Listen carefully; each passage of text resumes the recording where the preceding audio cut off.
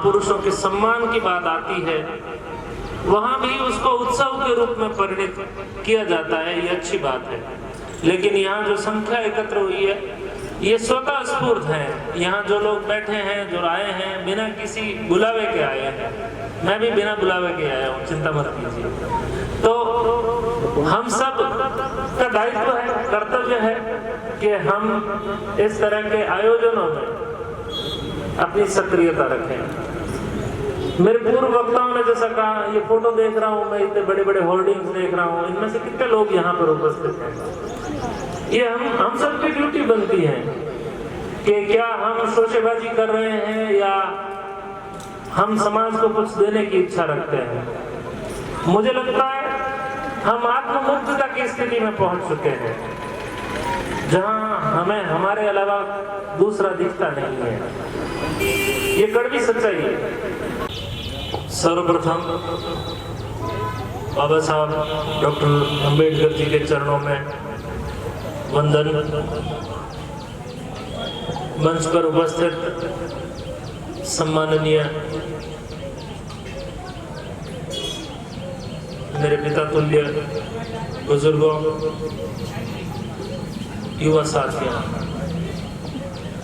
बाबा साहब के जीवन के बारे में बहुत सारी बातें हुई। हम सब हर साल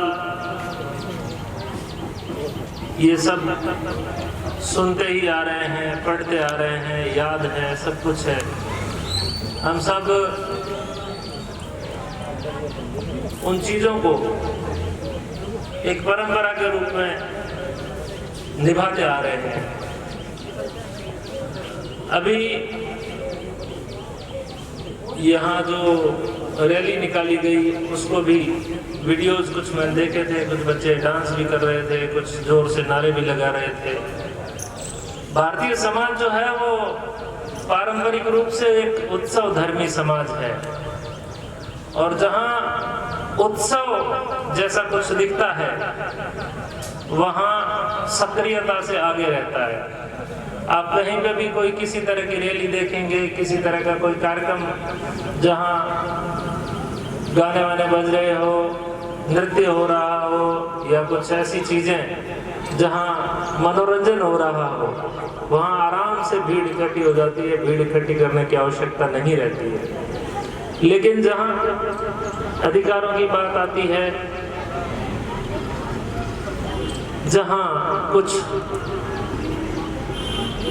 अपने महापुरुषों के सम्मान की बात आती है, वहां भी उसको उत्सव के रूप में परिणित किया जाता है, ये अच्छी बात है। लेकिन यहाँ जो संख्या एकत्र हुई है ये स्वतः स्फूर्त है। यहाँ जो लोग बैठे हैं, जो आए हैं, बिना किसी बुलावे के आए हैं। मैं भी बिना बुलावे के आया हूँ, चिंता मत कीजिए। तो हम सब का दायित्व है, कर्तव्य है कि हम इस तरह के आयोजनों में अपनी सक्रियता रखें। मेरे पूर्व वक्ताओं ने जैसा कहा, ये फोटो देख रहा हूँ मैं, इतने बड़े बड़े होर्डिंग्स देख रहा हूँ, इनमें से कितने लोग यहाँ पर उपस्थित हैं। ये हम सबकी ड्यूटी बनती है कि क्या हम शोशेबाजी कर रहे हैं या हम समाज को कुछ देने की इच्छा रखते हैं। मुझे लगता है हम आत्ममुग्धता की स्थिति में पहुंच चुके हैं, जहां हमें हमारे अलावा दूसरा दिखता नहीं है। ये कड़वी सच्चाई है।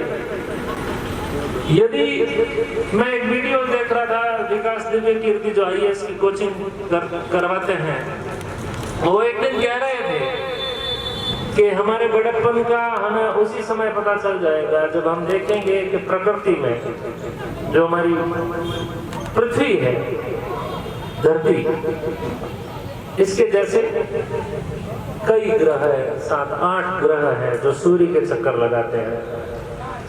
सूर्य एक तारा है और ऐसे अरबों तारे इस आकाश गंगा में है, और ऐसी अरबों आकाश गंगाएं इस ब्रह्मांड में है, जहां पता भी नहीं चलता कि कितनी आकाश गंगाएं, कितने ग्रह, कितने तारे, कितने ग्रह, कितनी पृथ्वियां, और उस पृथ्वी पर हजारों जो प्राणी है, जीव जंतु है, उनमें से एक होमोसेपियन या मानव जिसको कहा जाता है वो है। और उन मानवों में भी उनकी आबादी 8 अरब के लगभग है, उनमें से हम एक हैं। तो हम कितने क्षुद्र हैं, कितने छोटे हैं, ये हमें पता रहना चाहिए।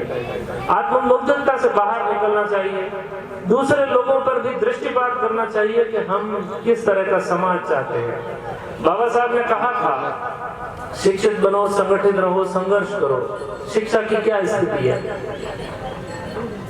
आपकी जानकारी के लिए बता दूं कि वर्तमान युग जो है साइंस का युग है, विज्ञान का युग है। मुख्य रूप से किन किन चीजों पे चलता है?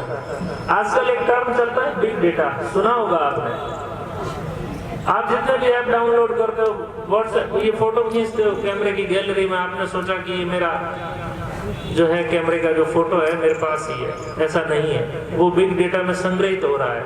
आप और हम सिर्फ और सिर्फ क्या है, शेक्सपियर की कविता आती है,